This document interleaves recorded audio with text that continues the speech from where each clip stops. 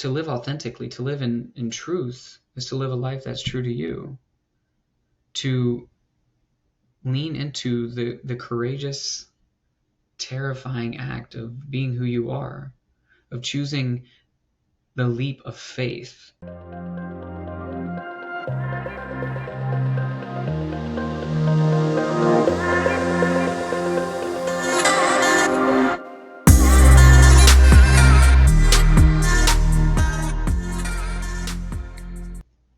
Have you ever felt like you were living a life that wasn't your own?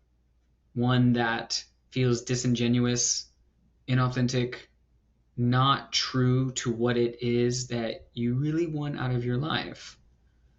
If you answered no, this is not going to be a conversation for you, because we're going deep.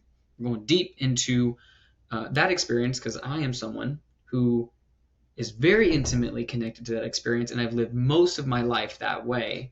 And from people with whom I've spoken to, from people who I've coached, from being in the personal development space, notice that this is a very common experience. In fact, Bronnie, yes, I almost mixed up her name. Bronnie Ware was a palliative care nurse, wrote a book that talked about the top 5 regrets of the dying. Essentially the things that people who were on their deathbeds were most regretful of or remorseful of.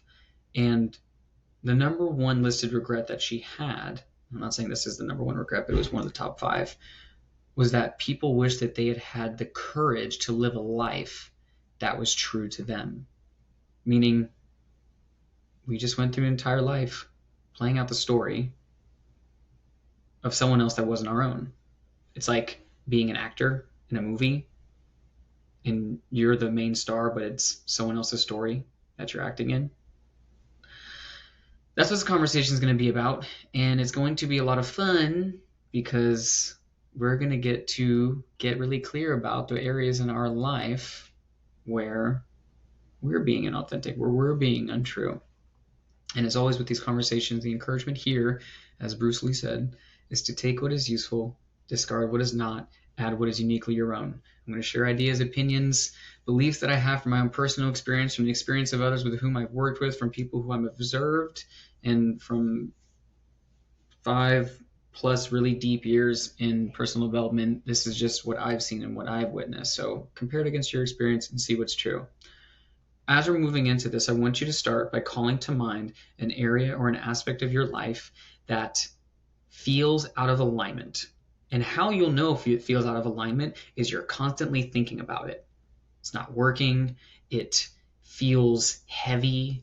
It feels lethargic. Maybe it is, maybe it isn't. That's what we're going to figure out. But usually if you're thinking about it a lot, it's because it's out of alignment, right? Because if something's truly in alignment, right? If my arm, from a musculoskeletal standpoint, if all the musculature and the skeleton, bones, that stuff is working properly, no pain. They do what they're supposed to do. But right now, I have a pain in my knee because there is inflammation there, because there's something that is out of order, is disordered. And the similar thing can happen here when we are out of our truth, out of our authenticity. Our brain begins to give us feedback. Homeboy, this isn't right. It doesn't work. This isn't working for us. We need something to be different. So call to mind something that's doing that for you. Call something to mind that feels out of alignment so we can start to play with it and work on it together. 2018 was the year. Was it 2018? Sometimes I get mixed up. 2018 was the year that I graduated college, and it took me a second to remember. Which year was that? 2018, I graduated college from the University of Central Florida. And if you don't know, the University of Central Florida is a massive university. Their graduating classes are also very massive. But they had the whole typical setup with this major stadium that they have. You're sitting in chairs with thousands of people that you don't know or never heard of. And they're going through reading all the names by alphabetical origination, whatever. Anyway, let me just get to the point. I'm sitting here in my graduation. My parents are off to my left. I'm kind of like in the upper left-hand corner of this massive auditorium that I think they also play basketball in. Anyway, my name gets called. I walk up the stairs, shake all the humans' hands who look like a bunch of Hogwarts professors with their massive ornate caps and gowns that signify something that I have no fucking clue means. Here I am going across, shaking people's hands. I don't know them. They don't know me. I get handed my piece of paper. I walk down the stairs. I return back to my seat. Here I am, sitting here with a piece of paper in my hand that says, congratulations, you got your bachelor's in whatever, whatever. It's a little piece of paper, a little flimsy piece of paper. This weird thing happened where I'm looking at this piece of paper. I'm hearing all the cheers and the roars of everyone getting their pieces of flimsy paper that celebrate their journey, that they just conquered all of those hundreds and thousands of hours, everything that we did in elementary, middle school, high school, all to get to this moment right now for your 1 minute of celebration to walk across and to get this piece of paper. And I look off to my left, and my family is super pumped. I'm the first person in my family to get a college degree, so it was a big deal. But for some reason, I felt hollow. I felt incredibly hollow. It felt like the achievement was empty. And it was especially at this moment in my life when I realized I did all of this work. I went through all the suffering and the struggle that I went through, and it wasn't for me. Because I ended up getting a degree in something that I never directly utilized. And what wasn't present in that story was all of the years leading up where I suffered from an incredible amount of depression and anxiety for varying reasons.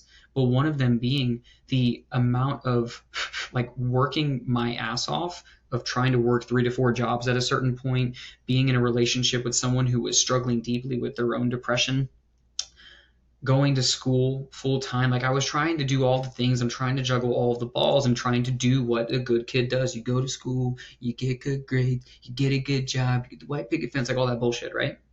Now, here's the thing. I'm not here to knock on all education. I think that education has its place. However, for me, what I realized was that every decision that I had made, every moment that I had spent studying, everything up until that point, that was the time when all of those moments were me making a decision because I wanted to make my parents happy.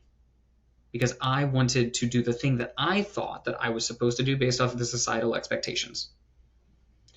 And well-intended, of course, I would say. Well, some. I'm not going to speak for everyone. But this isn't a story about pointing fingers and making anyone wrong. This is more so a story about, I realized that this was a point in my life where I was kind of over feeling the way that I felt, which was empty and meaningless. And this brings me to the point around the conversation of what is authenticity, what is truth? And I want to lead this with a quote from Bronnie Ware. She says, "Authenticity is a collection of choices that we have to make every day. It's about the choice to show up and be real, the choice to be honest, the choice to let our true selves be seen." In other words, it's to be real as fuck. To be authentic, to be in one's truth is the word that I love, is to be real. And when we're putting on a John Doe, trying to act like someone or something that we're not, aligned with visions, goals, and intentions that are not our own, we put on this mask. It is inauthentic. It is untrue. It is unreal to what it is that we feel called to. And the symptom of that, at least for me, was I became deeply depressed. That wasn't the only reason, but it was a big contributing factor. I think it was Jim Carrey some time ago that I heard him say that the reason why we experience depression is because we need a deep rest from the character that we have been playing. The importance of figuring out what my values were, about truly questioning if this degree that I was seeking was in alignment with this larger vision that I had for my life. Because if I had sat with that and gotten clear, okay, this is the direction that I want to go, then going and getting an education in alignment with that makes sense versus you just go and get an education because it's like the right thing to do and you should probably have your life figured out by the time you're 18, 19, 20 years old, and you go and you get a degree and you spend a whole bunch of fucking money and take on a whole bunch of debt. The average student loan debt's wild in the tens of thousands, and most people don't pay it off into their 40s, 50s, and 60s. Like, it's this whole fucking thing, right? It's a racket. It's a fucking racket. But the cost is everything. It's our vitality. It's anxiety. It's depression. It's overwhelm. It's questioning our choices. It's feeling like we're always drained. It's like driving a car that's constantly on E because you're putting in fuel that is not good for it. You're putting in something that does not actually make this car, your vehicle, function in the way that it was designed to function.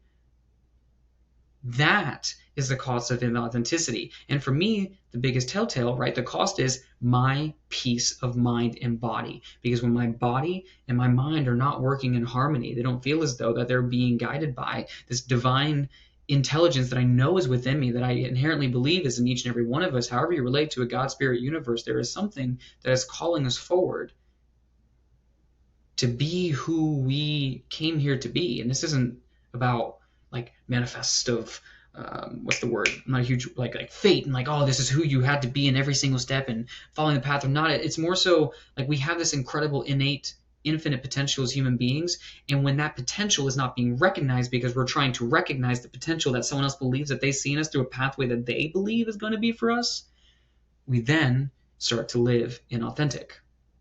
Because inauthenticity, it's not like we just wake up one day and say, I am inauthentic and I want to be inauthentic. Inauthenticity is often a function of wanting to fit in or subscribe to the path that we believe that we need to in order to feel loved, in order to feel accepted, in order to be witnessed in the ways that we want to, although we do it through artificial means. I go and I get this degree because my belief that I'm playing in the back of my head is that I won't be worthy of love from my parents.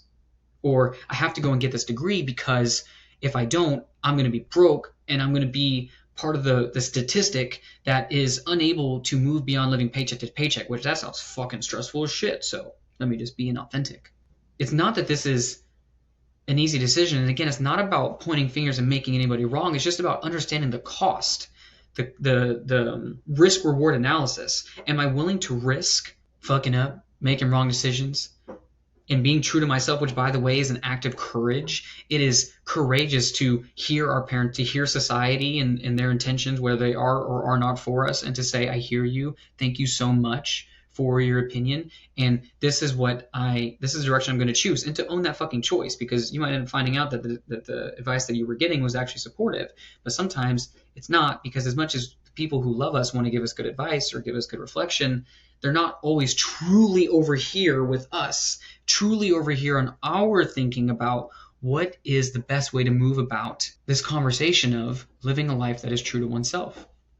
Because usually the people who are telling us to live a certain way are doing so because they were told to live a certain way, and they were told to live a certain way, and so on and so forth. When do we stop and we say, this, me, I am the part of this fucking generational pattern that says no fucking more. I am going to do what I was called here to do, to be authentic, because I understand the cost of doing that. And for me, it was truly getting to a place where if something didn't change, I wasn't sure that I wanted to continue in this human form. I'm just going to say it like it is. There was a point where I had contemplated it. Again, it's a number of reasons I poured into it, but one of them being was I can't live my entire life trying to read from a script that has nothing to do with me. It has nothing to fucking do with me. So then what do? Well, not that it is this easy or this black and white, but let's just say that it is. How do we live authentically? How do we live in our truth? Well, sometimes we have to start with recognizing what is not our fucking truth, what is not for us, right? And there's obviously like tips, tools, practices we can get into, which we will get into, like the ways that we can do this. But essentially, we need to start to reflect, to make a fuck no list, right? We want to get really clear about what is my fuck yes and what is my fuck no, and to honor those fuck yeses and fuck nos, because there's like macro, microcosm, right? Macro being the larger grand scheme vision for our life, but then there's all the micro decisions, which are the most important element of this, because we need to have a vision for where we're going. But the vision for where we're going, let's just say, keep it, straightforward. I'm in Florida. I want to go to California. That's the vision for my life, even though it's very simplified. I can say I want to go to California and have that vision, but if all of the micro decisions are pointing in the direction of New York, oopsie. We're going to take a bunch of steps in one direction, only to realize that we were going the wrong way. So yes, have a vision, and the micro decisions that we make each and every moment, we get to check in with ourselves. Is this in alignment with my truth, with my principles, with my values, with the direction that I'm heading in my life? And at first, there's a slowing down that needs to occur here, because we need to develop the discernment between what feels like a full body and mind fuck yes, and what feels like a full body and mind fuck no. And by the way, this isn't perfect all the time. This is something that I am cultivating actively, because people who live inauthentically a lot of times suffer from people pleasing. I'm one of those people, because the inherent need to be wanted, liked, desired, respected, and ultimately a part of the collective, it is imperative to our survival. And this is something that we have to keep in mind, is that the want to be liked is because there is a part of our biological imperative that understands that back in the days of tribal times, that if we didn't fit in with the tribe, we could be ostracized. And if we were ostracized, our survival became at risk. And again, mind body, number one most important function is to ensure its survival. So when we choose to go and live authentically, we're essentially saying, fuck your survival and everything that I've known in my known world, stepping into the unknown. This is fucking terrifying. It is terrifying. You can feel that way. You can feel lost. You can feel alienated. You can feel left out. You can feel as though that you're all alone. Right? There was a big period of my time, even now actually, where I feel so dramatically in different place in my life than where I was, that I do feel like the black sheep. And it can feel uncertain, and it can feel confusing, and it can make your head spin a little bit, but that's because, again, the brain, the body seeks comfort. It seeks known world. When you leave known world, it's screaming in the form of different thoughts, limiting beliefs, etc., sabotaging. Just go back. This is safer. I know it's like, it's not the most enjoyable thing. It's not like what you're passionate about or what you're lit up about, but hey, it's comfortable, it's safe. It's well intentioned. It's like the angel on your shoulder. It's like, hey, it's okay. I don't know if you ever watched Emperor's New Groove, such a great movie. They had like the two kronks on his shoulder, the devil and the angel. I just have that image come up. It's so fucking good. But like the angel on the shoulder is like, hey, come back. It's okay over here. This is like good and safe. And like, in a funny way, like the devil on their shoulder is like, go, like fucking let's go. Like, let's ride. Let's go and do some crazy shit that is actually feeling good, feeling genuine, feeling real, right? So we have to start to develop the ability to slow down and to ask ourselves, is this a fuck yes or is this a fuck no?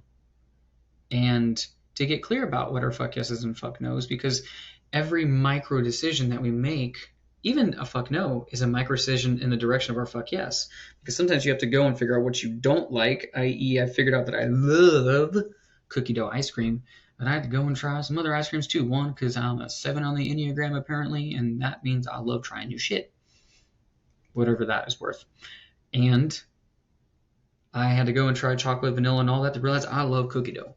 Love, love, love cookie dough. Right? How do we figure out anything that we do and don't like? We have to go and try and sample. This is something that Gary Vaynerchuk speaks to extensively. The idea of, in the context of content development, like, how do you figure out what you're into? You go and you fucking try all the shit. You taste test, you experience, and then over time you refine. And that refinement, that discernment then develops to where we can make more decisions in the moment that feel in our highest truth. And what naturally starts to happen is, one, the concern of feeling alone and like we're not going to be gotten. Guess what? Is we start to shed and shave off the layers and the versions of ourselves that are connected to our past experience. We begin to become now a vibrational or electromagnetic resonance, a vibrational match frequency with the people, the places, and the experiences that are a fuck yes, that are in truth. So now we go from feeling alone to being like, whoa, I'm surrounded by people who I fucking vibe with. And I am surrounded by. It's honestly amazing to me, and at the same time not amazing to me, how I am surrounded by incredible fucking people that I know I can be all of me with, because there's been so much of my story within my head that, oh, I can't be all of me. Like, is this okay? But guess what? I'm being reflected back to me, other people who have been in their own way in a similar journey. And now here we are. We get to love each other in the totality of who we are. All of it, all of it, all of you, all the time is welcomed. And then that starts to happen in other areas of our life, whether it's our job, whether it's our health, right? The decisions that we make with our food, the decisions that we make with the people we let into our environment. What is your diet? People, places, environments. And when we start to make, this isn't about being perfect. Oh my goodness, it's not about being perfect. It's about making little decisions. And then sometimes we're going to consciously ignore making the decision that we know would be like the better diet decision, if you will. And we're like, oh, look at that. How does that feel? Oh, I eat fried chicken, and I do enjoy fried chicken every once in a while, but man, I can't eat fried chicken all the time, because the way that I feel does not feel good or true to how I want to feel, to the experience that I want to have. So now we start to shed. What does my fuck know? Sorry people that are in my life, communities that I used to go to, events that I used to show up to, experiences that I used to welcome to my experience. I start to wean off of them. Sometimes you just gotta fucking cut it off. Cut off a limb, you gotta go. Sometimes it's, wow, I'm gonna have to let go of some of the people that I used to hang out with in high school. That was tough for me. So people that formative years for me. It was a big part of my identity process. And it's not to say that I'm like, fuck you forever. It's more like, oh, we're growing in different directions. No pathway is better or more or less. We're just growing in different directions. Okay. Maybe our frequency of being in space goes from multiple times a week to once a month, or whatever feels good. But this is now the conversation that we have with ourselves. So all of this to say that to live authentically, to live in truth, is to live a life that's true to you.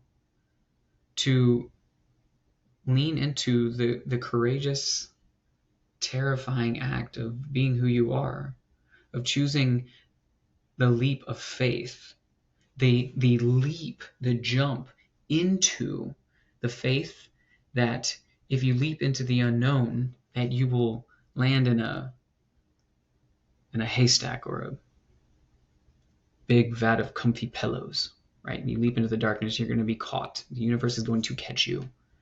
That you're going to be okay regardless. And sometimes you're going to fall and it's going to hurt. Like, oh shit, I'm going to have to go and get a massage today because I just kind of jacked up my shit.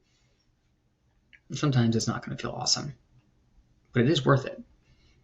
Right? Because to ignore the whispers of the divine from within, well, I can't speak for you, but I can speak for me. I did. And I was depressed. I was unhappy. I was unfulfilled. And even now, when I slip into those patterns, especially in times of stress,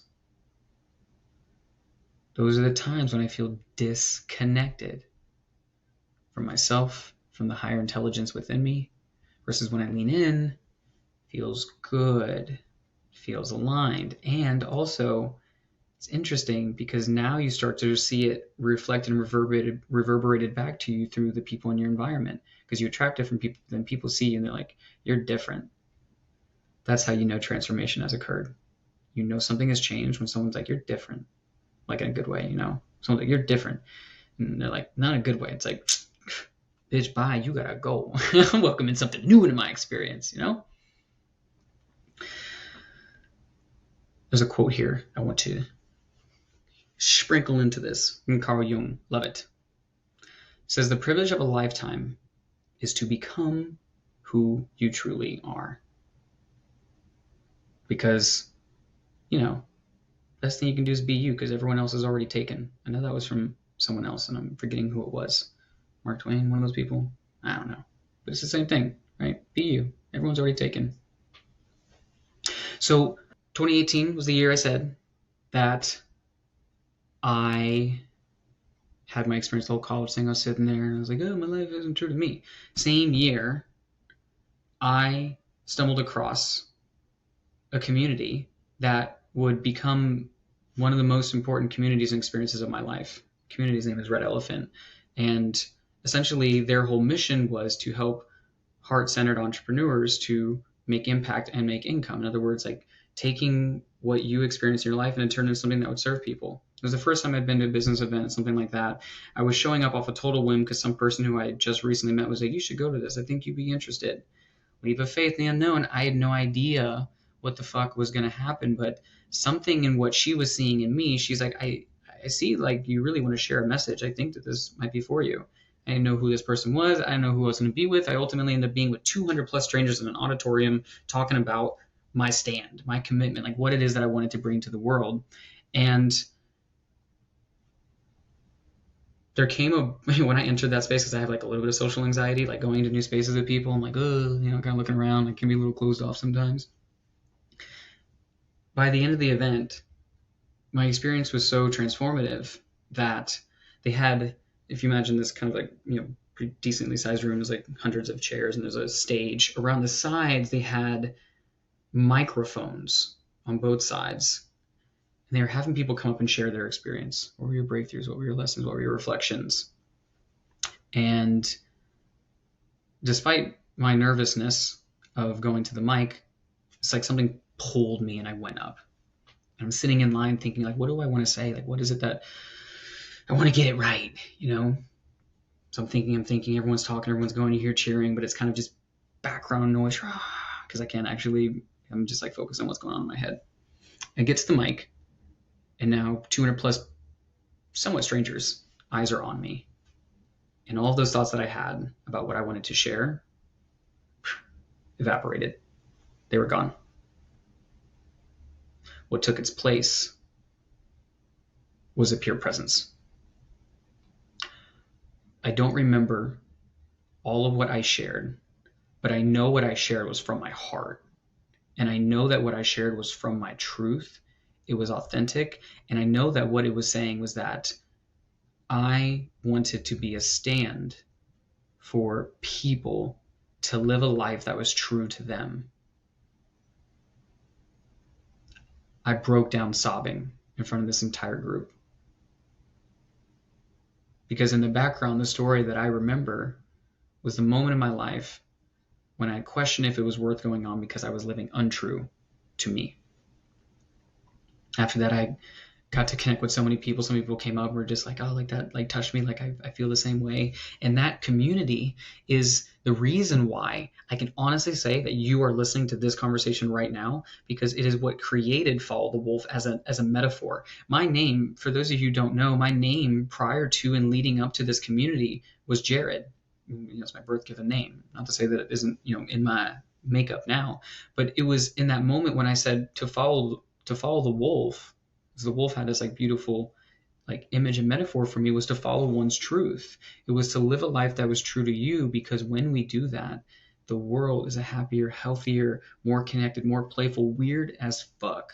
Like I'm all about the weirdness, but it's a better place. At least I can speak for myself and the people in my life who I see it in reflection, right? This is the choice to seek truth, to be in our truth, is to say, I am willing, despite the fear, despite the uncertainty, despite the not knowing what comes next, to not even know what are the next words that are going to come out as I'm writing this story, to let every word be an act of courage, every moment to be an act of courage. And sometimes they won't always be. But when we choose that, consistently, life starts to get better, start to feel aligned. The question might be, well, how do I bring this to life? And very simply, this is a great place to start. There's obviously more extensive ways to do it, but the great place to start is pull out a journal, pull out a piece of paper. Writing is going to be better for this. And to honestly answer, pick one thing, right? There was that one thing that we were saying like is out of alignment. Write down one thing that feels really out of alignment, whether it's a person, whether it's a place, an environment, a job, be honest. What is one thing that feels out of alignment? What feels out of alignment for me is being in a relationship or being or having friends that don't have me feel like I'm enough exactly the way that I am. And there's this one person, I'm making this up, but let's just say Jimmy has me feel like I can't be me. Okay, so that is one area of my life where I feel that doesn't feel right. Okay, so that's a fuck no, that type of relationship. Okay, what is it that I can do? I can approach this person right now. I'm going to formulate what is something I can do about it. How do I handle this conversation? Do I need to let this person, do we need to transition our relationship? Does it need to change? What do I need to ask for? And then I go and do that thing. Very simply, what is one thing out of alignment? What are my options? That's the next piece. What are my options of what I can do? And then I go and I do that thing. Feel the uncertainty, feel the scary, feel the anxiety, because that is courage in action. And then go and do that thing because you're worth that. Your authentic fuck yes is worth that.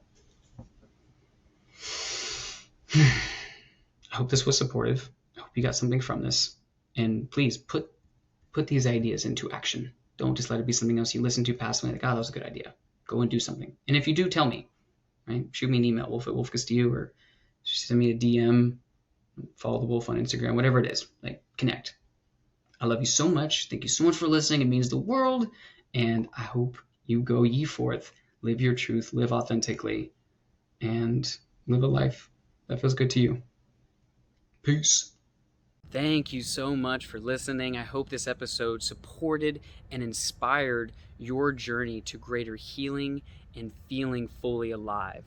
If you haven't already, please subscribe and share this with someone you love. And in case you forgot, you are dope, you are loved, and you are enough. Thank you for existing. Peace.